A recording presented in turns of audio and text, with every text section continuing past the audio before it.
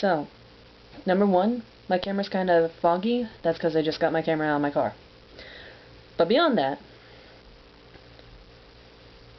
I feel very lucky to have been born in the millennial generation. I feel very lucky to have been born in the 1980s, so that means late 1990s, early 2000s, when I was in high school, when I was a teenager. And I was lucky enough to have LGBT role models on television.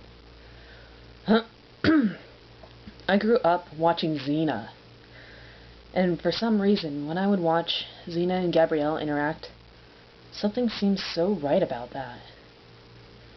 And then later on, as I was a preteen and into my teenage years, I would see characters like Willow and Tara from Buffy the Vampire Slayer, and how they interacted and just how much they cared about each other. And something seemed so right to me about that. And the same with Bianca from All My Children, and Dr. Carrie Weaver from ER. There was just something so innately right about those characters. I was so drawn to them. And when I finally put all these feelings that I had with a word, it scared the crap out of me. But in that same breath, I'm lucky that I was even able to have that realization while I was still in high school. And that I had not had several or a handful of very bad relationships, or relationships where there was no magic, there was no sparkle.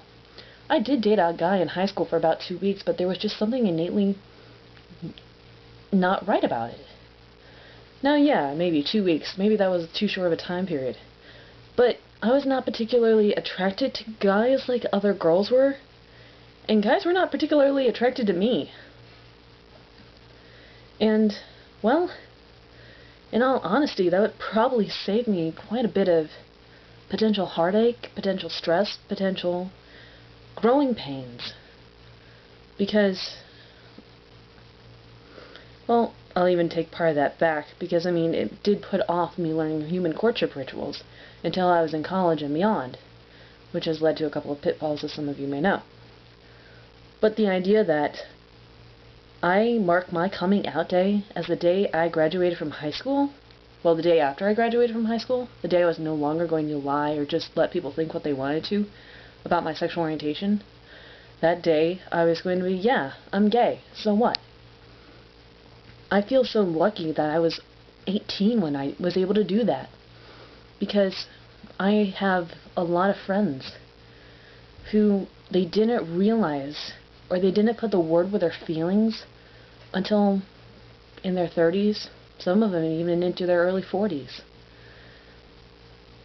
And the thing is that with Generation Y, Generation X, the baby boomers, and the generation in between X and the baby boomers, they didn't have the role models that I did.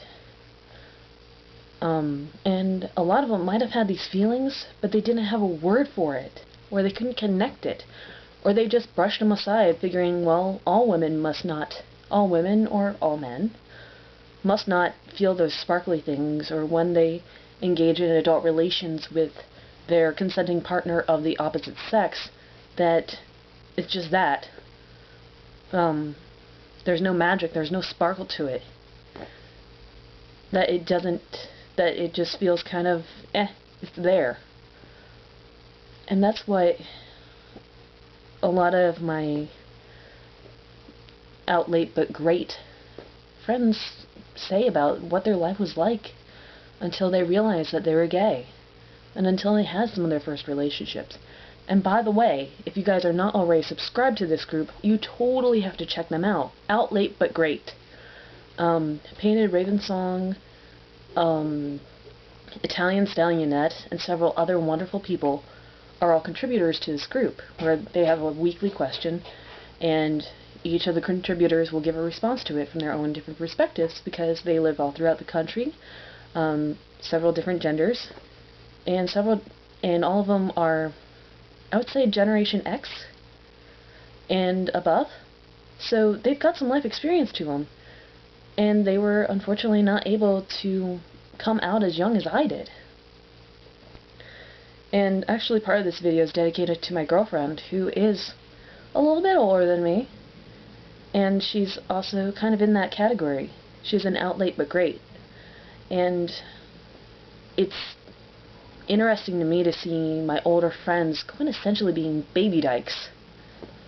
Women who have only recently come out as lesbian, those who do not know the culture very well, and their struggles.